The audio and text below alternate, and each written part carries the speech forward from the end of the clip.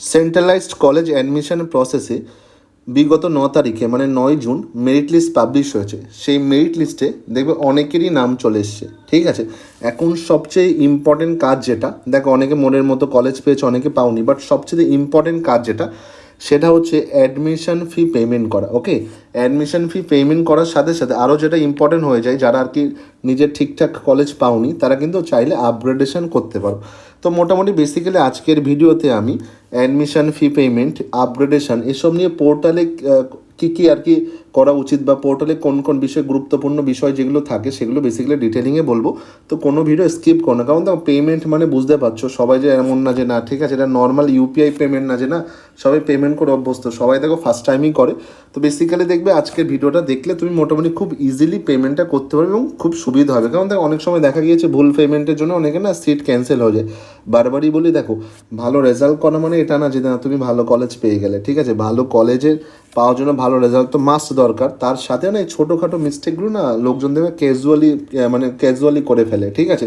এমন না যে না ভীষণ কোনো কিছু ব্যাপার, ঠিক আছে, না পেমেন্ট মানে বিশাল বড় ব্যাপার, ব্যাংকে তুমি কাজ করছো এমন ব্যাপার না, বাট মেইন যেটা দরকার হয় সেটা হচ্ছে সিরিয়াসনেস আর প্রপার নলেজ। তো বেসিক্যালি দেখবে আমি বলে দেবো একদম ইজি ব্যাপার, কোনো কিছু না।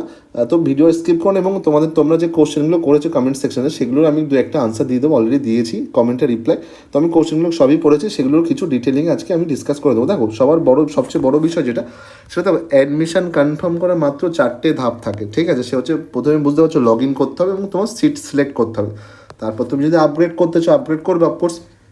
থার্ড স্টেপ যেটা সেটা হচ্ছে ফি পেমেন্ট, এবং ফোর্থ স্টেপ যেটা থাকে সেটা হচ্ছে তুমি যে রিসিপেন্ট যেটা আর কি ফিস পে করার পরে যে রিসিপেন্ট সেটা পাবে সেটা তুমি ডাউনলোড করে রাখবে, অবশ্যই ভেরিফিকেশান করে রাখবে। এবার দেখো সবচেয়ে বড় বিষয় যেটা, সবচেয়ে মেন যেটা সেটা দেখো পোর্টাল, আমি ডিটেলিং এবার বলছি। পোর্টাল লগ ইন করতে হবে, ঠিক আছে, একদম সহজ বিষয়। পোর্টাল লগ ইন করে তুমি ড্যাশবোর্ডে যাবে, ঠিক আছে। এবার যেই কলেজে তুমি দেখো সিলেকশন পেয়েছো আর কি, সেই কলেজে দেখবে টেক অ্যাডমিশন থাকে যেটা, ঠিক আছে। টেক অ্যাডমিশন বাটনটা তুমি বুঝতে পারছো, ক্লিক করবে।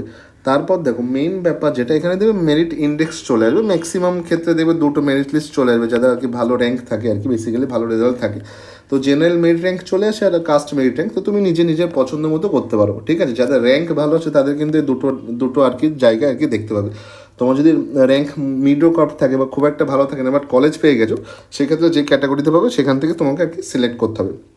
তারপর সবচেয়ে ইম্পর্টেন্ট যেটা সেটা হচ্ছে আপগ্রেডেশন।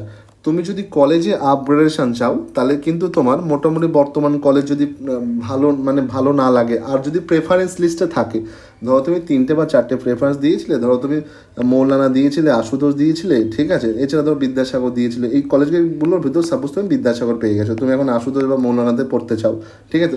তো সেই ক্ষেত্রে বেসিক্যালি তুমি আপগ্রেডেশন করবে। আর যারা 1 নম্বর প্রেফারেন্স পেয়ে গেছো তাদের কিন্তু আপগ্রেডেশন হবে না। পরে তুমি জানতে পারলে না ঠিক আছে যে এই কলেজটা এতটা খুব একটা ভালো না, তো সেক্ষেত্রে আর কিছু করার নেই, কারণ এগুলো একটু বুঝতেই পারছো, ঠিক আছে। সেক্ষেত্রে তুমি যদি 1 নম্বর প্রেফারেন্স পেয়ে যাও তাহলে তোমার আপগ্রেডেশন এখন অপশানই থাকে না, ঠিক আছে। এই হচ্ছে ব্যাপারের সবচেয়ে বড় বিষয় যেটা। দেখো এই আপগ্রেডেশন মানেই যে তোমার কলেজ আপগ্রেড হবে এমন কিন্তু না। যদি কোনো রকমভাবে সিট থাকে আর কি, সিট ভ্যাকেন্ট থাকে, তো সেক্ষেত্রে আপগ্রেডেশন পসিবল হয়, ঠিক আছে। সবচেয়ে বড় বিষয় যেটা, তুমি যদি ঠিকঠাক কলেজ পেয়ে যাও তাহলে তো আপগ্রেডেশনের কোনো প্রশ্নই আসে না, ঠিক আছে। তারপর যেটা দেখো সেটা হচ্ছে প্রসিড বাটনে ক্লিক করা। তারপর দেখো সবচেয়ে বড় যেটা সেটা হচ্ছে তুমি পেমেন্ট করার আগে সবচেয়ে 2টো বিষয় যেটা মাথায় রাখতে হবে সেটা হচ্ছে স্টেবল ইন্টারনেট কানেকশান। এখানেও না অনেকেই ভ্রান্ত ধারণা থাকে, না হয়তো তোমার ওয়াইফাই লাগবে, ঠিক আছে, আবার এরোর বাড়িতে ছুটে বেড়ায়, ওসব কোনো সাইবার ক্যাফেতে ছুটে কোনো দরকার নেই। মোবাইলে ইন্টারনেটেও হয়ে যাবে, মোবাইলে ইন্টারনেটে প্রচুর পেমেন্ট করা যায়, বাট মেন ব্যাপার হচ্ছে সেটা স্টেবল কিনা সেটা তুমি দেখে নাও। এমন জায়গায় গেলে যেখান থেকে তোমার নেটওয়ার্ক ইস্যু, বা তুমি জানো না বাড়িতে তোমার নেটওয়ার্ক ইস্যু আছে কি না, বা তুমি যেখানে থাকো তুমি অ্যাটলিস্ট এটুকু তো সবাই জানে না, ফোন ইউজ করে যায় না, কোন লোকেশনে ভালো নেটওয়ার্ক কানেকশন পাওয়া যায়। আর তুমি যদি ওয়াইফাই করো তো অফকোর্স তোমার দেখে রাখা উচিত যে ফুল আর কি ইন্টারনেট কানেকশন আছে কিনা। তারপর দেখো সবচেয়ে বড় বিষয় যেটা এখানে, এটা যে কম্পালসারি এমন না, সিঙ্গেল বাটন খুলে রাখলে বেটার হয়। কারণ দেখো সিম্পল যদি তুমি অনেকগুলো ট্যাব খুলে রাখো তো সেক্ষেত্রে তোমার একটু প্রবলেম আসতে পারে, ব্রাউজিং প্রবলেম। তো এটা আমি বারবারই বললো, এটা হচ্ছে প্রো টিপস। তোমার হচ্ছে নেট কানেকশন সবসময় দেখে রাখা, সিঙ্গেল ট্যাব খুলে রাখলে ভালো। নেক্সট ব্যাপার যেটা সেটা দেখো, তুমি মোটামুটি পেমেন্ট করার আগে, পেমেন্ট গেটওয়েতে যাওয়ার আগে তোমার মোটামুটি কলেজ নেম, সাবজেক্ট, পেমেন্ট খুব ভালোভাবে মিলিয়ে নেওয়া উচিত, তারপর প্রসিড টু পেমেন্ট বাটনে তোমার ক্লিক করা উচিত। এবার সবচেয়ে বড় বিষয় যেটা দেখো, এখানে তুমি চাইলে অনেক মেথডে পেমেন্ট করতে পারো, ডেবিট কার্ড থাকতে পারে, ক্রেডিট কার্ড, ইন্টারনেট ব্যাঙ্কিংও তো আরামসে হয়ে যায়, ইউপিআই অপশান তুমি দেখতে পারো। তারপর মোটামুটি ইউপিআই অপশান তুমি বুঝতে পারছো, ইউপিআই আইডিটা মেনলি লাগে, ঠিক আছে। সে তুমি দেখবে ইউপিআই আইডি, সে জিপে করো, ফোনপে করো, তুমি সে পেটিএম করো, Bharat pay, what ever the pay, এখন তো লোকে হাজার একটা ইউজ করে, নেভি থেকে শুরু করে, ঠিক আছে। তো তুমি চাইলে ইউপিআই আইডি দিলে আরামসে তুমি তোমার পেমেন্ট করতে পারো, এটা কিন্তু প্যানিক করার কোনো ব্যাপারই না, ঠিক আছে। তো দেখো মোবাইল থেকে তুমি যদি বুঝতে পারছো ইউপিআই পেমেন্ট যদি করো, তো ইউপিআই আইডি দিলে আরামসে হয়ে যায়, ওখান থেকে একটা রিকোয়েস্ট পাঠাতে হয়, তো দেন তোমার পার্টিকুলার যে অ্যাপ থাকে সেখানে গেলেই ওই অ্যাকসেপ্ট পেমেন্ট করলেই হয়ে যায়। তারপর তুই যেভাবে আর কি পেমেন্ট করতে হয় সেভাবে করলে হয়, এটা এখন সবাই পারে মোটামুটি। আর কম্পিউটার থাকলে কম্পিউটার কিউআর স্ক্যান করার পরে মোটামুটি তুমি চাইলে পেমেন্ট করতে পারো, এখানে ওরকম ব্যাপার না। বাট মেন ব্যাপার হচ্ছে দেখো ইন্টারনেট কানেকশান, ঠিক আছে। অনেক সময় হয় না তোমার যদি নেট কানেকশান ঠিকঠাক না থাকে না, তো পেমেন্ট দেখো ব্যাঙ্ক থেকে টাকা আর কি কেটে নেয়, ঠিক আছে। তো ব্যাঙ্ক থেকে দেখে বেসিক্যালি দেবে তুমি তোমার টাকা কেটে নেয়, বাট পোর্টালে দেখায় না, ঠিক আছে। তো সেক্ষেত্রে বুঝতে পারছো পয়সা মেন ম্যাটার না, ম্যাটার হচ্ছে তোমার হচ্ছে পোর্টালে দেখানো পয়সা, ঠিক আছে। চলো না গেলে পয়সা গেল কিছু টাকা, ঠিক আছে, সেটা না অনেক আমি জানি অনেক কষ্টের টাকা, তারপরেও না সেটা তো পয়সার বদলেও না তোমার তো দেখো এই ভুলের বদলে না তোমার তো সিট তো কনফার্ম হচ্ছে না, আবারও সেই পেমেন্ট করতে হবে, ঠিক আছে। আবার কি জটিলতা আছে, অনেক কিছু হতে পারে। তো যাই হোক স্টেবল ইন্টারনেট কানেকশানে পেমেন্ট করবে, আর যেটা করবে না সেটা হচ্ছে দেখো অনেকে দেখো না থাকে না তোমার, দেখবে আগে যেমন হতো বাট এখন দেখবে অনেকটাই ডেভেলপড হয়ে গেছে, অনেকে দেখবে তোমার এই অনলাইন পেমেন্ট মেথড ইউজ করছে। তো অনেকে স্ক্রিনশট পাঠাতো, কাউকে স্ক্রিনশট পাঠালে তাকে ফোন করলে তারপর সে কখন পাঠাবে তার ঠিক নেই। তো সবচেয়ে বড় বিষয় হচ্ছে কাউকে স্ক্রিনশট পাঠিয়ে না, কিওয়ার্ডটা নিজের কাছেই রেখে নিজেই পেমেন্ট করতে পারো, বা অন্য কারো যদি পেমেন্ট করতে পারে তোমাকে হেল্প করে, তো বেসিক্যালি তাকে তুমি সামনে নিয়ে আসো, ফিজিক্যালি সেখানে তুমিও প্রেজেন্ট থাকো, তারপর তার থেকে হেল্প নিয়ে পেমেন্ট করে নাও। কারণ দেখো মোটামুটি 5 মিনিট সময় থাকে, বাট পোর্টালে 5 মিনিটের মতো সময় থাকে, বাট তোমার চেষ্টা করা উচিত যে 1 মিনিটের ভিতরে মোটামুটি পেমেন্টটা করাতো, ঠিক আছে। কাউকে কিউআর কোড পাঠালে দেখবে দেরি হবেই, ঠিক আছে। যাক তারপর যদি পেমেন্ট সাকসেসফুল হয়, আশা করি সবারই পেমেন্ট সাকসেসফুল হবে, তো দেখবে তারপর তোমার প্রভিশনাল অ্যাডমিশন যেটা সেটা থেকে কমপ্লিট হয়ে যাবে, ওকে। তারপর দেখবে একটা মেসেজ আসবে যে না congratulations you have provisionally admitted, এরকম একটা মেসেজ চলে আসবে, ঠিক আছে। তারপর দেখো সবচেয়ে বড় বিষয়, তারপর তুমি ড্যাশবোর্ডে চলে যাবে, গো টু ড্যাশবোর্ড এমন চলে আসবে, সেখানে চলে গেলে নেক্সট বড় বিষয় যেটা সেটা দেখো ওই ড্যাশবোর্ডে না অনেকে দেখবে পেমেন্ট করার পরে অনেকে যেমন বিটেকের চিন্তাভাবনা থাকে, ঠিক আছে। যা হোক WBCAP রেজাল্ট এখনও কোনো কিছু আসেনি, বা অনেকদিন প্রাইভেটে ভর্তি হয়ে যায়, বা অনেক কোর্স আছে, জেন পাসও এক্সাম হয়েছে, মোটামুটি সবাই দেখবে অনেক টাইপসের নার্সিং, BCA, তোমার বেসিক্যালি ইঞ্জিনিয়ারিং, অনেক ফিল্ডে যাওয়ার জন্য কিছু সিট ক্যান্সেল হয়, ঠিক আছে। তো মেন ব্যাপার না তারা ক্যান্সেল করে সিটটা এই জন্য যাতে তাদের পেমেন্টটা পেয়েছে, যে পেমেন্ট পে করেছে বা যে অ্যামাউন্ট অফ মানি তারা পেমেন্ট করেছে তাদের সেটা রিসিভড হয়। তো সেখানে কিন্তু তুমি আবার না মনের ভুলেও ক্যান্সেল বাটনে ক্লিক করবে না, বারবারই বলছি মনের ভুলেও, ঠিক আছে। মনে হয় না মনের ভুলেও তুমি কখনো ক্যান্সেল বাটনে তো ক্লিক করবেই না, ঠিক আছে।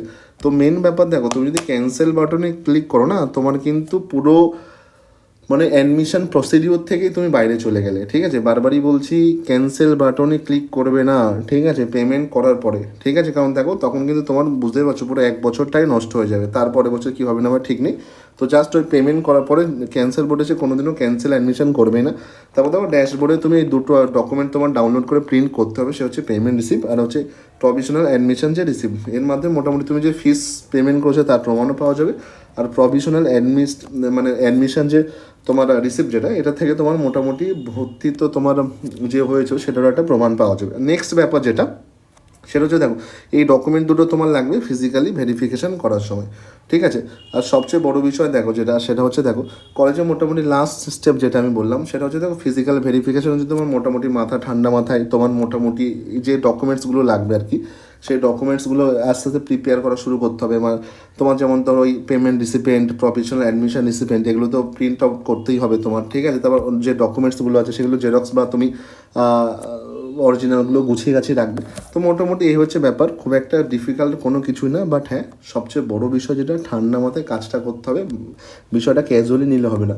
আর তোমাদের অনেকেরই প্রশ্ন আসছে, আমি বারবারই বলি, ঠিক আছে, অনেকে অনেক টাইপসের কোশ্চেন করছো যে না স্যার যদি আমি দেখো বাবা এখানে যদি অ্যাডমিশন নিয়ে নাও না ফার্স্ট মেরিট লিস্টে, ঠিক আছে, তারপর যে তোমার যে মপ আপ রাউন্ড যেটা না সেখানে কিন্তু তুমি কোনো রকমভাবেই সেখানে এলিজিবল হবে না, ঠিক আছে, যদি ফিজিক্যালি তুমি হচ্ছে ভেরিফাইড করে ফেলো তারপরে। তো দেখো আমি একটা কথাই বলবো, ওই মপ আপ রাউন্ডে না ভালো কলেজের সিট পাওয়া যায় না, ঠিক আছে। তারপর মপ আপ রাউন্ডে বুঝতে পারছো তুমি না সিট না ছাড়ে এবছর কীভাবে ওই আনসার্টেনটির ভিতর না থেকে তোমার সবারই আমি পার্সোনাল একটা অ্যাডভাইস দেবো, যার যে সিটি থাকুক না কেন, সেই যে কলেজে পাও না কেন, সেই কলেজে অ্যাডমিশন নিয়ে আপগ্রেড করো, আপগ্রেড।